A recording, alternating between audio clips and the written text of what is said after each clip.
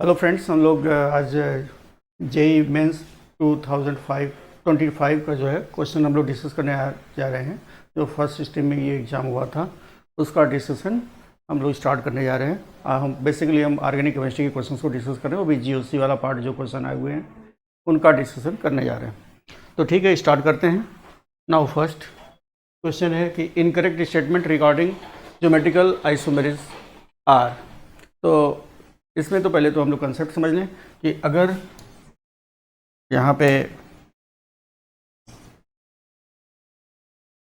Double bonded carbon के साथ अगर सिमिलर एटम या ग्रुप आ जाते हैं तो वो ज्योमेट्रिकल आइसोमेरिज्म को शो नहीं करता। ठीक, C double bond A2 type का अगर कहीं है तो वो ज्योमेट्रिकल आइसोमेरिज्म शो नहीं करेगा। तो प्रोपीन कह रहा है कि यहाँ पे क्वेश्चन में है इनकरेक्ट स्टेटमेंट, तो प्रोपीन शो ज्योमेट्रिकल आइसोमेरिज्म, ये तो ज्योमेट्रिकल आइसोमेरिज्म शो नहीं करेगा क्योंकि इसमें प्रोपीन में अगर स्ट्रक्चर इसका देखा जाए तो CH3CH डबल बॉन्ड CH2 है। तो सिमिलर एटम्स दो आगे इसके साथ हाइड्रोजन, इसलिए नहीं करेगा। Trans isomer has identical atoms or group in opposite side of the double bond. तो इसमें क्या है कि ये भी सही है कि हाँ, दोनों जो डिफरेंट ये अपोजिट साइड होगा, सिमिलर ग्रुप्स। ठीक, दूसरा पॉइंट है कि जो सी है, cis but two ene has had dipole moment. तो डाइपोल मोमेंट इसमें अगर हम देखते हैं, जैसे CH3 है, सिस ब्यूट टू इन की बात अगर हम करें तो यहाँ पे हम ये पाते हैं कि ये जो है प्लस आई शो करता है, इसका डायरेक्शन ये होगा, इसका डायरेक्शन ये होगा, इसका जो डाइपोल मोमेंट होगा इसके कंपेयर टू ट्रांस ये ज़्यादा होता है। तो ये भी डाइपोल मोमेंट्स इसका ज़्यादा है, करेक्ट है। 2 methyl but two ene so the 2 geometrical isomers. तो यहाँ पे आप देखो ये 2 मिथाइल ब्यूट टू इन की बात कर रहा है। 2 methyl but two ene so 2 geometrical isomers. तो पहली बात तो ये ज्योमेट्रिकल आइसोमरिज्म शो करेगा कि नहीं करेगा। तो यहाँ पर इस डबल बॉन्डेड कार्बन एटम के साथ सिमिलर मिथाइल ग्रुप्स आ गए दो, इसलिए ये शो नहीं करेगा। ट्रांस ई है, trans isomer has lower melting point than cis. Trans isomer में क्या होता है कि इसका जो पैकिंग स्ट्रक्चर्स होता है वो बहुत ही कम्पैक्ट होता है, जिसकी वजह से इसके बॉन्ड को तोड़ने में काफ़ी एनर्जी लगती है, इसलिए इसका जो मेल्टिंग पॉइंट होता है सिस की तुलना में ज़्यादा हो जाता है। तो इसमें जो इसका जो करेक्ट आंसर है, जो इनकरेक्ट पूछा हुआ है इसमें, तो A, D और यहाँ पे जो इसका A, D एंड E, ये करेक्ट आंसर हुआ।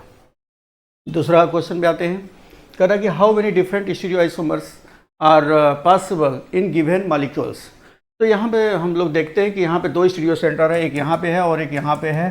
तो n की वैल्यू यहाँ पे 2 है और n की वैल्यू 2 है, तो यहाँ पे सीधे नंबर ऑफ स्टीरियोआइसोमर्स हम निकालते कैसे हैं। Stereoisomers 2 power n that is equal to 2 power 2 that is equal to 4। तो इसका जो करेक्ट आंसर होगा वो 4 होगा, यानी C option is correct. Next question में आते हैं। इसमें दिया हुआ है कि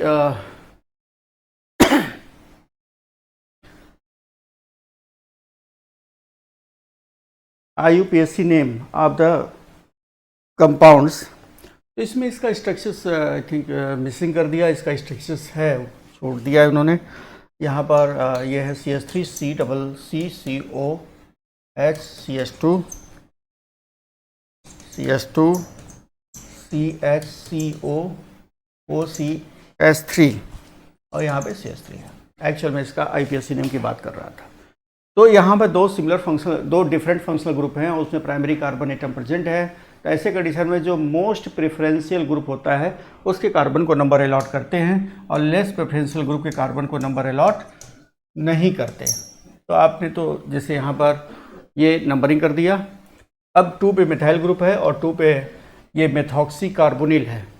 तो यहाँ पे अगर हम बात करें तो पहले तो हम यहाँ पे लिखेंगे 5 methoxy carbonyl 2 methyl hexanoic acid. तो 5 methoxy carbonyl 2 methyl hexanoic acid, C option is correct. Now next.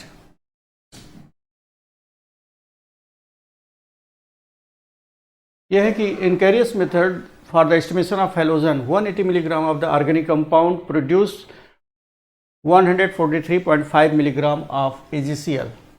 तो कोई भी ऑर्गेनिक कंपाउंड है और उस ऑर्गेनिक कंपाउंड में आपका X है, इसमें मान लो Cl प्रेजेंट है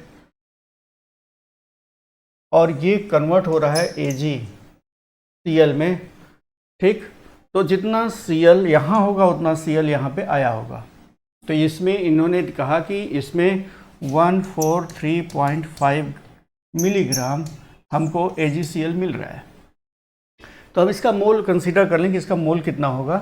तो 143.5, इसका मोलर मास होता है 140 × 10⁻³ ये हो गया 0.5।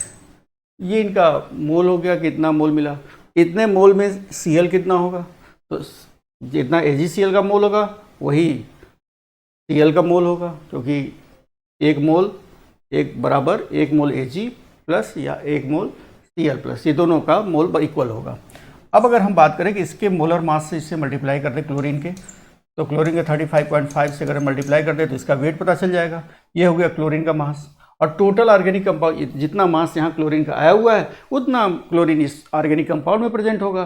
तो इसके मोलर मास यहाँ पे इसका जो मास दिया हुआ है उससे डिवाइड परसेंटेज पूछा है, तो इससे हम डिवाइड कर दें एंड मल्टीप्लाइड बाई ये, यहाँ पर ये 180 मिलीग्राम है तो यहाँ पर 10⁻³ कर दीजिए और यहाँ पर ये 100 कर दीजिए।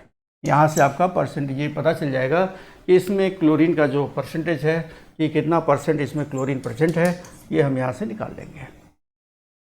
तो यहाँ से जब इसको कैलकुलेट करेंगे तो इसकी जो वैल्यू आएगी यहाँ पे वो लगभग 19.6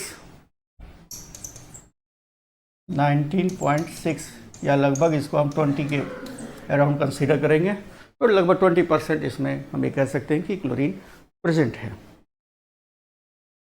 कैरियस मेथड से हम लोग एस्टिमेशन करते हैं हैलाइड का, हाइड्रोजन ग्रुप का। Next, given below are two statements. Statement 1, nitrogen, sulphur, halogen and phosphorus present in an organic compound are detected by the Lassaigne test. तो ये तो बात सही है कि भाई इनको सोडियम के साथ जब फ्यूज़ कराते हैं तो इसके आयनिक फॉर्म बनते हैं। आगे कहता है कि second statement, the elements present in compound are converted from the covalent form into ionic form by fusing of compound with sodium not magnesium। यहाँ पे सोडियम के साथ उसको फ्यूज कराते हैं तो उसके साथ आयनिक कंपाउंड का फॉर्मेशन होता है। तो इसका मतलब है सेकंड स्टेटमेंट गलत हो गया, first is correct and second is false. तो इसका जो करेक्ट आंसर हुआ वो डी हुआ। Next question, most stable carbocation from following is. Most stable carbocation की अगर हम बात करते हैं तो इसमें ये देखते हैं कि भाई कौन, यहाँ पे ये देखो plus M effect increases the stability of the carbocation. अगर यहाँ पे लगा हुआ है तो इसका जो प्लस एम इफेक्ट ये जो शो करेगा ये आर्थो एंड पैरा पोजीशन पे इलेक्ट्रॉन डेंसिटी को बढ़ा रहा होगा, है ना। यहाँ पर ये आर्थो पैरा पे अगर बढ़ाएगा तो यहाँ तो रिलेटिवली इलेक्ट्रॉन डेंसिटी कम कर देगा, स्टेबिलिटी घट जाएगी। यहाँ पे कोई बढ़ाने वाला नहीं है और यहाँ पे इसकी ये जो है थोड़ा ये ज़्यादा बढ़ाता है एज कम्पेयर टू CH3, यानी इसका प्लस आर इफेक्ट वो CH3 से क्या होता है, ज़्यादा होता है। इस वजह से जो करेक्ट आंसर हुआ इसका सी। अगर हम प्लस आर इफेक्ट देखेंगे तो यहाँ पर इलेक्ट्रॉन डेंसिटी बढ़ेगी जिसकी वजह से इसकी स्टेबिलिटी को बढ़ा देगा। फॉल्स, यानी A option is correct. Propane molecule on chlorination under photochemical condition give two dichloro product X and Y। देखो भैया प्रोपेन है यहाँ पे, आप यहाँ देखिए इनका डाइक्लोरिनेशन कराते हैं तो दो पॉसिबिलिटी है।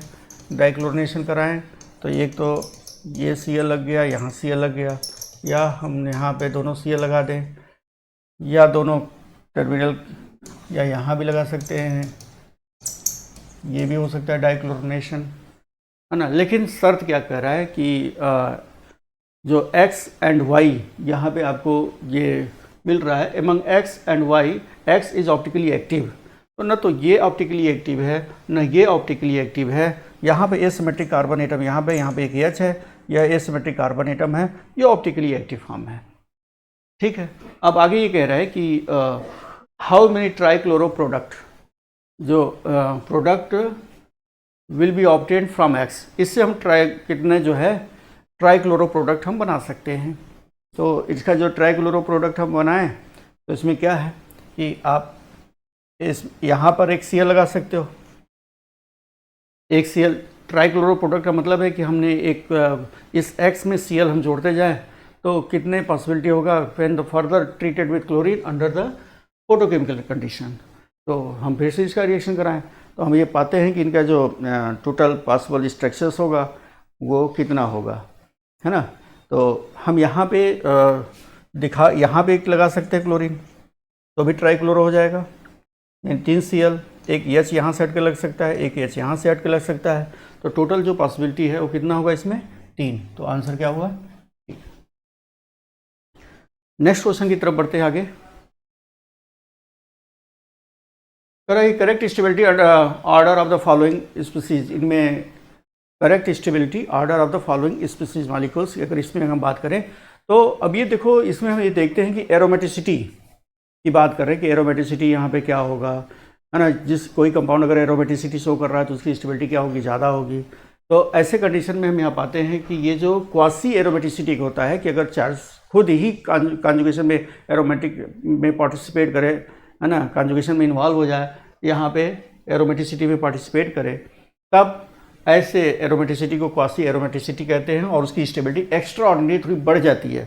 तो यहाँ पर जो इसकी स्टेबिलिटी की अगर हम बात करें तो Q की स्टेबिलिटी सबसे ज़्यादा होगी, फिर इसके बाद इसमें नंबर ऑफ कार्बन की ज़्यादा संख्या है, फिर यहाँ पे R होगा, देन P होगा। तो QRP, that is answer is first.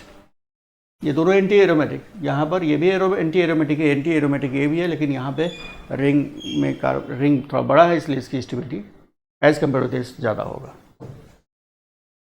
आगे बात करते हैं। पहला क्वेश्चन में कि during sulfur estimation 160 milligram of the organic compound give the 466 milligram of the barium sulfate, percentage of sulfur in given compound is। तो भाई यहाँ पे अगर हम देखें तो वही कहानी है जो इसके पहले हम लोगों ने देखा कि जो एक ऑर्गेनिक कंपाउंड है कंटेनिंग सल्फर, है ना, इसमें क्या है सल्फर है और ये इससे बना रहा है बेरियम सल्फेट। इसका मतलब जितना सल्फर इसमें आया होगा, यहाँ जहाँ जितना सल्फर इसमें होगा सारा सल्फर इसमें आ गया होगा। यानी यहाँ से हम वेट, सल्फर का वेट पता कर लें तो हम परसेंटेज बता सकते हैं। और ऑलरेडी आपको दे रखा है कि 160 मिलीग्राम है ये, अरे ग्राम, ये भी मिलीग्राम है, तो 160 मिलीग्राम है। तो और ये जो है 466 मिलीग्राम ये बन रहा है। तो पूछ लिया कि इसमें सल्फर का परसेंटेज कितना होगा। तो हम यहाँ पे करेंगे क्या कि पहले तो सल्फर का वेट निकाल लें, तो इसका पहले मोल निकालें मॉलिक्यूल का। तो ये हो गया, जब इसका हम मोल निकालते हैं तो ये मोलर मास से डिवाइड करेंगे, तो ये 466 इसका इंटू 10⁻³ ये तो इसका आपका क्या हो गया, मास हो गया। मिलीग्राम में दिया है तो इसको ग्राम में कन्वर्ट कर लेंगे, राइट। इसके बाद क्या करेंगे, इसके मोलर मास, यहाँ पे इसका मोलर मास आपको दे रखा है 137 है, 137 और 96 से मल्टीप्लाई कर रहे, जोड़ देंगे इसको, तो यहाँ पे 233 आ गया, यहाँ 233 इसका मोलर मास हो गया। इसमें सल्फर कितना होगा, जितना मास जितना मोल बेरियम सल्फेट का होगा उतना ही मोल सल्फर का होगा। यानी सल्फर का मोल इतना आ गया, इसमें 32 से मल्टीप्लाई कर दिया तो ये सल्फर का मास पता चल गया। यानी इसमें सल्फर, इस ऑर्गेनिक कंपाउंड में सल्फर का मास इतना ग्राम है, तो टोटल ये इतना मिलीग्राम है। तो इसका भी हम देख लें कि भाई इसका परसेंटेज निकालना है सल्फर का, तो हम यहाँ पे 160 इंटू 10⁻³ मल्टीप्लाइड बाई 100, ये हो गया परसेंटेज। यानी टोटल सल्फर का मास अपॉन कंपाउंड का मास मल्टीप्लाइड बाई 100, ये हो गया परसेंटेज ऑफ सल्फर। सल्फर का परसेंटेज कितना होगा, इसको अगर सॉल्व करें तो यहाँ पे क्या होगा, ये 2 हो गया,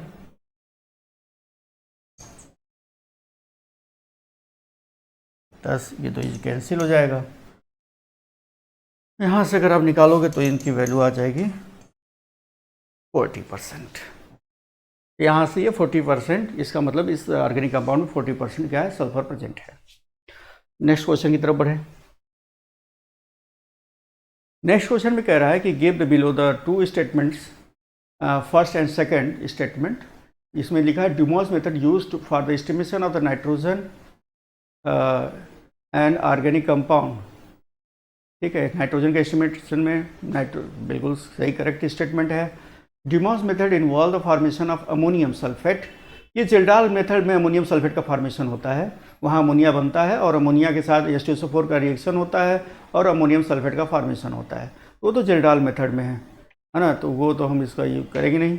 यानी फर्स्ट स्टेटमेंट इज़ करेक्ट, इसमें नाइट्रोजन गैस मिल रहा होता है ड्यूमॉस मेथड में, तो वो तो सही है, और सेकंड गलत हो गया। तो इस आधार पे यहाँ पे अगर हम बात करें तो statement first is true, statement second is false. Next question की तरफ यहाँ पे कह रहा है कि which are the following carbocation form the following most stable, यानी कौन सा इसमें मोस्ट स्टेबल कार्बोकेटायन है। तो आप ये देखो कि अगर यहाँ पे इस कार्बोकेटायन में इनके स्टेबिलिटी की बात अगर हम कर रहे हैं तो कौन ज़्यादा प्लस आर इफेक्ट शो कर रहा है। पहली बात तो ये देखो दूरी है, यहाँ पे होता तो हम इसको कंसीडर करते हैं, यानी ये माइनस आई इफेक्ट शो करेगा जिसकी वजह से इलेक्ट्रॉन खींचेगा, स्टेबिलिटी को घटाएगा। यहाँ पे फ्लोरीन है, फ्लोरीन का प्लस आर इफेक्ट बहुत कम होता है, सबसे लास्ट में आता है। सबसे ज़्यादा इन अगर कंसीडर करें तो यहाँ पे प्लस आर इफेक्ट OCH3 का, फिर OCO-CH3 का, फिर F का, ये प्लस आर इफेक्ट, जिसका प्लस आर इफेक्ट ज़्यादा होगा उसकी स्टेबिलिटी ज़्यादा होगी। तो यहाँ पर इसका प्लस आर इफेक्ट ज़्यादा होने की वजह से इसकी स्टेबिलिटी क्या होगी, ज़्यादा होगी। नेक्स्ट क्वेश्चन, यहाँ पे आइडेंटिफाई द करेक्ट स्टेटमेंट।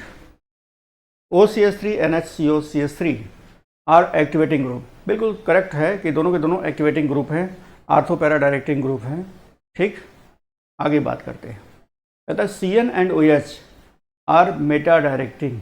देखो भाई CN तो meta directing but OH is the ortho and para directing, इसलिए तो गड़बड़ हो गया है ना। तो ये A तो आपका सही है, B जो हो गया गलत। C के बारे में साइनाइड एंड सल्फोन जो सल्फोनिक ग्रुप है आर मेटा डायरेक्टिंग ग्रुप, ये बिल्कुल सही है। Activating group as ortho and para directing group, हाँ activating group ortho and para directing group होता है। कोई भी इलेक्ट्रोफाइल आएगा तो आर्थो एंड पैरा पोजीशन पे जाएगा। हैलाइड्स के बारे में अगर हम चर्चा करें तो halides are activating group, no, halides होता है डीएक्टिवेटिंग ग्रुप। क्यों? क्योंकि इसका जो माइनस आई इफेक्ट होता है वो ज़्यादा होता है as compared to plus R effect, इसलिए वो डीएक्टिवेट करता है बेंजीन को। तो इसका मतलब है कि इसमें पूछा है करेक्ट स्टेटमेंट, तो ये देखो आपका ये करेक्ट है, ये आपका हो गया मेटा डायरेक्टिंग, ये वो आर्थोपैरा, तीसरी गलत हो गया। यहाँ पे CN और ये दोनों मेटा डायरेक्टिंग, ये सही है। Activating group are ortho and para directing, ये भी बिल्कुल करेक्ट है। हैलाइट्स आर एक्टिवेटिंग ग्रुप, ये है डीएक्टिवेटिंग ग्रुप, इसलिए गलत हो गया। तो आंसर हो गया इसका A, C and D correct answer ये। नेक्स्ट, अरे in Carius method estimation of halogen 0.25 gram of organic compound. देखो कैरियस मेथड से ज़्यादा क्वेश्चन है अभी इस बार अभी इसमें पूछा है, इसको ध्यान रखिए। जेल्डाल मेथड से भी ड्यूमॉस एंड जेल्डाल मेथड से भी क्वेश्चन पूछ रहा है कि कौन देगा कौन नहीं देगा, तो उसमें थोड़ा ध्यान देना होगा, तो उसको भी आप अच्छे से ध्यान दें। बाकी यहाँ पे Carius method of estimation of halogen की बात इसमें कर रहा है 0.25 gram of organic compound. Halogen है ऑर्गेनिक कंपाउंड के साथ, ये हैलोजन है, ये चला गया ये सिल्वर ब्रोमाइड, हैलोजन यहाँ पे लिया है Br, तो यहाँ पे बन गया AgBr। कह रहा है कि यहाँ पे AgBr जो है 0.15 ग्राम यहाँ पर बन रहा है, और ये लिया हुआ है 0.25 ग्राम ऑर्गेनिक कंपाउंड, तो इतना ग्राम हमको सिल्वर ब्रोमाइड मिल रहा है। कह रहा percentage of bromine of organic compound यहाँ पे दिया हुआ है, ध्यान रखिए यहाँ पर ये 10⁻⁻1% यहाँ पे ऐड किया हुआ है। यानी इससे पहले की बात हम करें तो इसके पहले हमने यही बात किया था कि इसका जो मोल होगा वही Br का मोल होगा, तो इसका मोल कितना है 0.15 AgBr, यहाँ पे Ag 108 है, यहाँ C है तो 188 हो गया, है ना। तो ये मोल हो गया इस कंपाउंड का, जिस ये ब्रोमीन का भी मोल वही होगा। इसमें अगर हम 80 से मल्टीप्लाई कर दें तो ये मोल हो गया, ये वेट आ जाएगा किसका, ब्रोमीन का। ये जितना ब्रोमीन यहाँ है उतना ही ब्रोमीन यहाँ होगा। यहाँ पे टोटल ऑर्गेनिक कंपाउंड से डिवाइड कर दो तो ये फ्रैक्शन पता चल जाएगा, 100 से मल्टीप्लाई करो तो परसेंटेज पता चल जाएगा। ये है इसका। तो यहाँ से अगर आप इसको अगर सॉल्व करते हैं तो इनकी जो वैल्यू निकल के आती है वह 200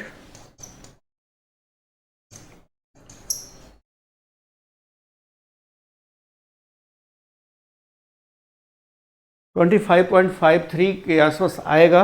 लेकिन जब हम इसको -10⁻⁻1 कंसीडर करेंगे तो ये वैल्यू हो जाएगी तो लगभग 255, है ना। कितना हो जाएगा 255 इंटू 10⁻⁻1%। ये हो जाएगा इसका आंसर। आगे बढ़ते हैं नेक्स्ट क्वेश्चन की तरफ। इसमें क्या किया, पहले हम इसका मोल निकालेंगे कंपाउंड का, फिर ब्रोमीन का मोल निकाल लिया। जो AgBr का मोल होगा वही ब्रोमीन का मोल होगा, उसके मोलर मास से मल्टीप्लाई किया तो ब्रोमीन का वेट आ गया। टोटल ऑर्गेनिक कंपाउंड से भाग दे दिया तो हमको परसेंटेज फ्रैक्शन पता चल गया। 100 से मल्टीप्लाई किया तो परसेंटेज पता चल गया। The possible number of stereoisomer of for 5-phenyl pent 4 ene 2 ol. तो इनका स्ट्रक्चर बना के देख लेते हैं। तो पेंट है, 5 कार्बन है, 4 1 2 3 4, 2 पे ऑल है, 5 1 2 3 4 5। यहाँ पे ये फिनाइल ग्रुप है,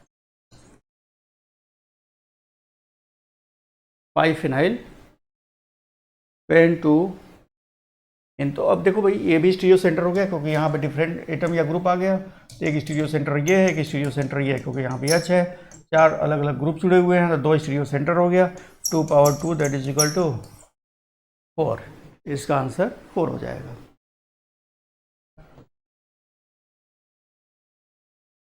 correct order of stability of the following carbocation. देखो यहाँ पर ये इसका पॉजिटिव चार्ज एरोमेटिसिटी में इन्वॉल्व है, इसलिए इसकी स्टेबिलिटी ज़्यादा होगी। ये क्वासी एरोमेटिसिटी शो कर रहा है, क्वासी एरोमेटिसिटी शो करने की वजह से इसकी स्टेबिलिटी बहुत ज़्यादा बढ़ जाएगी।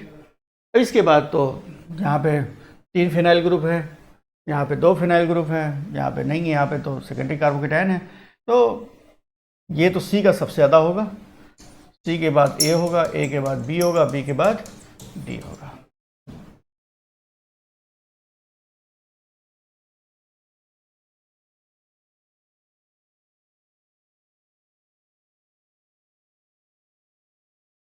C A B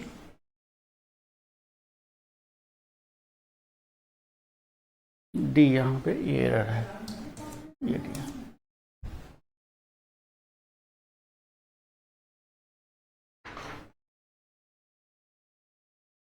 ठीक है, नेक्स्ट क्वेश्चन की तरफ चलें। यहाँ पर करा गिवन द 2 स्टेटमेंट फर्स्ट, ये दिया हुआ है। देखो यहाँ पर इसका अगर मोलर मास देखो तो 1 2 3 4 5 6 कार्बन है, तो C6।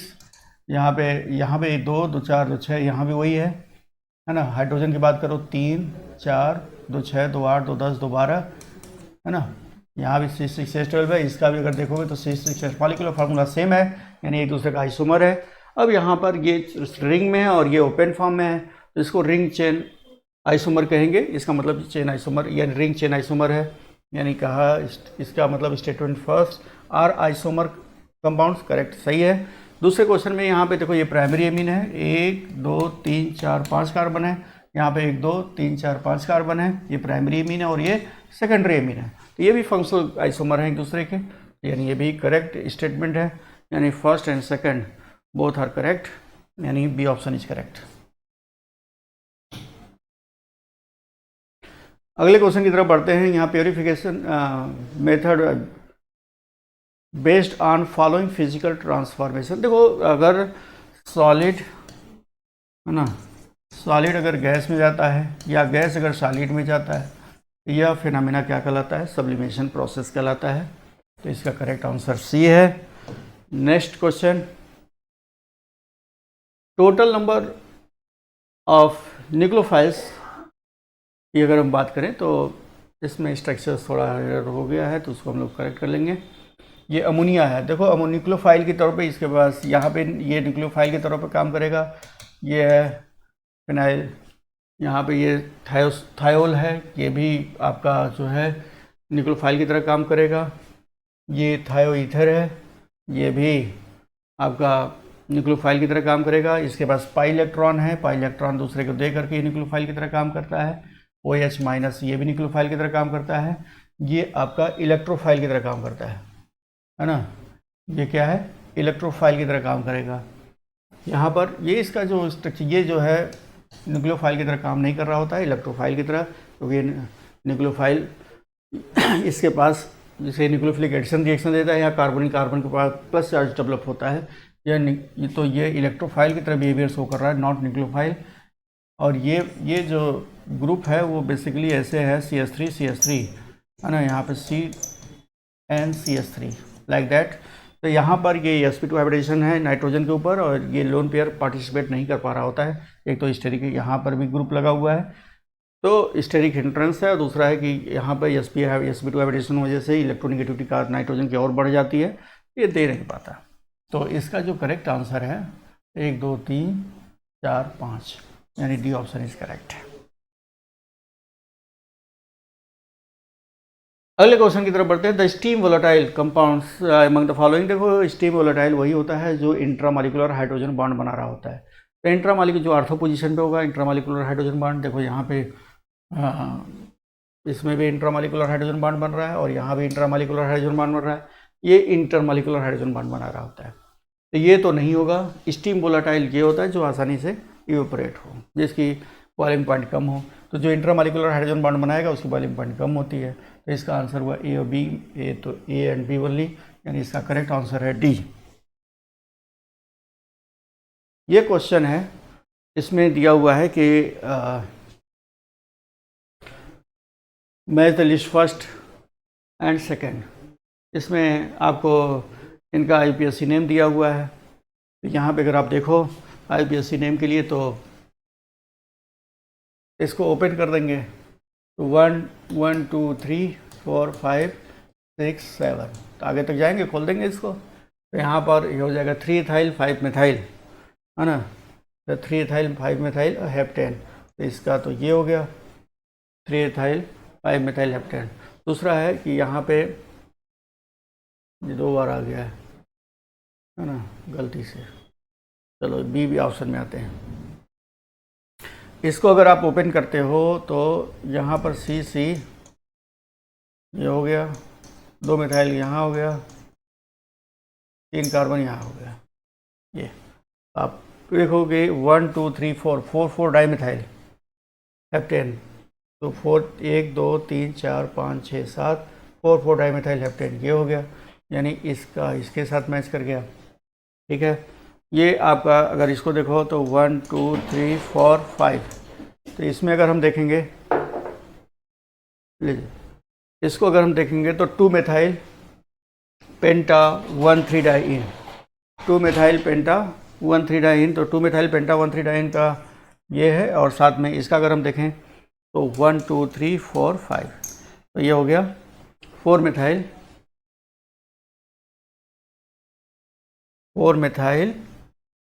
पेंट 1 इन, यहाँ इन है नॉट ऑन, है ना। तो इसका ये आंसर हो गया ये। तो इसमें अगर हम मैच कराएं तो ए का जो होगा वो सेकंड, ए का सेकंड ये हो गया, बी का आपका आ गया थर्ड, तो बी का थर्ड इन दोनों में है। फिर आते हैं सी का फोर्थ, तो सी का फोर्थ ये है, और डी का फर्स्ट ये है, यानी करेक्ट आंसर हो गया ए। अब आगे देखते हैं नेक्स्ट क्वेश्चन की तरफ। कह रहा है कि given below are 2 statements in partition chromatography, stationary phase thin film on of liquid present in the inner support. देखो ये बहुत ही ये एक मोबाइल फेज होता है, स्टेशनरी फेज होता है इसमें। तो दोनों यहाँ पर जो फेज है वो लिक्विड, जो मोबाइल फेज है वो भी लिक्विड है, यहाँ पे स्टेशनरी फेज इस थिन फिल्म होता है, और liquid thin film liquid present in the inner support, किसी इनर सपोर्ट जैसे सेलुलोज वगैरह हो गया, है ना, पेपर हो गया, उस पर इनर सपोर्ट में वो उसके सपोर्ट में आ जाएगा। और जो सेलुलोज है, सेलुलोज की एफिनिटी टुवर्ड्स वाटर बहुत अच्छा होता है। क्यों? क्योंकि वह उसके साथ एक हाइड्रोजन बॉन्ड बना करके क्लियर जनरेट कर लेता है ना। तो ये बात तो सही है, उसका एक सपोर्ट प्रोवाइड करता है स्टेशनरी फेज वाटर। उसके जैसे ये पेपर है तो यहाँ पे वाटर जो है इसके सरफेस से क्लियर बना ले रहा था, वही स्टेशनरी फेज है वाटर। दूसरा है कि पेपर को prepared chromatography, the material of the paper acts as stationary phase. तो मटेरियल पेपर का तो सेल्यूलोज का बना होता है, तो ये तो होता नहीं है, तो सपोर्ट के लिए होता है। तो जो स्टेशनरी फेज है वो बेसिकली क्या है, ये वाटर होता है, न कि सेल्यूलोज। पेपर सेल्यूलोज से बना होता है, वो तो होता नहीं, वो तो सपोर्ट प्रोवाइड करता है। इसलिए ये तो गलत हो गया। तो फर्स्ट करेक्ट है और सेकंड फॉल्स है, यानी correct answer A. In the sulfur estimation, 0.20 gram of pure organic compound gave 0.4 gram of barium sulfate। देखो बच्चा फिर वही कहानी कर रहा है कि इसमें आपको परसेंटेज ऑफ सल्फर पूछ लिया है। तो ऑर्गेनिक कंपाउंड है, उसमें सल्फर प्रेजेंट है और इससे बेरियम सल्फेट का फॉर्मेशन हो रहा है। तो बेरियम सल्फेट जो है, जो ये लिया हुआ ऑर्गेनिक कंपाउंड, वो 0.2 ग्राम है और ये है 0.4 ग्राम। तो फर्स्ट ऑफ ऑल हम यहाँ पर सल्फर का मोल निकाल लें, फिर सल्फर का वेट निकाल लें, फिर ऑर्गेनिक कंपाउंड के मास से डिवाइड कर दें और 100 से मल्टीप्लाई कर दें, तो हमको परसेंटेज पता हो चल जाएगा। तो यहाँ पे मोल कैसे निकालेंगे, पहले बेरियम सल्फेट का हम देख लें। तो सल्फेट 96, बेरियम का आपका 137, तो ये हो गया 96, यहाँ 7 6 13, 9 3 12 13, 233 हो गया। तो यहाँ पे 0.4/233 ये हो गया आपका मोल। सल्फ़र की संख्या एक ही है तो सल्फ़र का मोल भी उतना हो जाएगा। 32 से मल्टीप्लाई किया तो सल्फ़र का वेट पता चल गया। ऑर्गेनिक कंपाउंड के मास से डिवाइड किया तो हमको पता चल गया कि इसका फ्रैक्शन कितना है, और 100 से मल्टीप्लाई किया तो हमको सल्फ़र का परसेंटेज पता चल गया। ठीक है, तो इस तरह से इसको कैलकुलेट करेंगे, सॉल्व करेंगे इसको। तो सॉल्व करने पे ये लगभग 274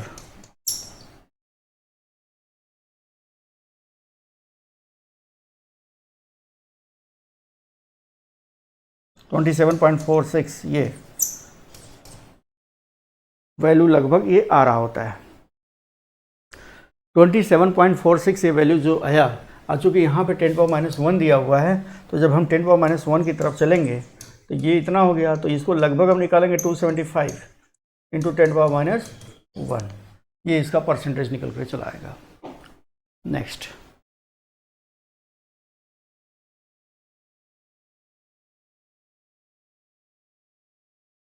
तो आज इतना ही। यहाँ पे हाँ ये क्वेश्चंस ये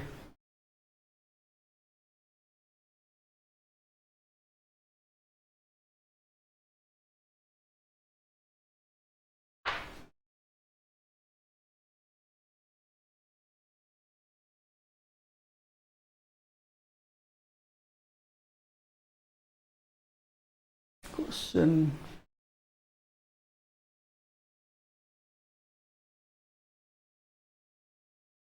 छोटा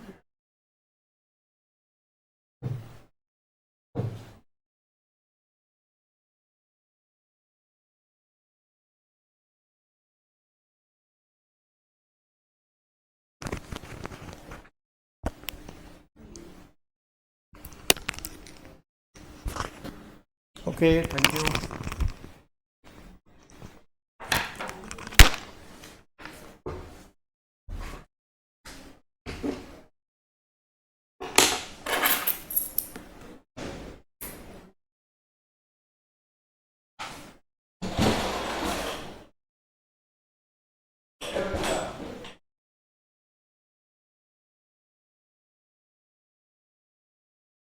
फाइनल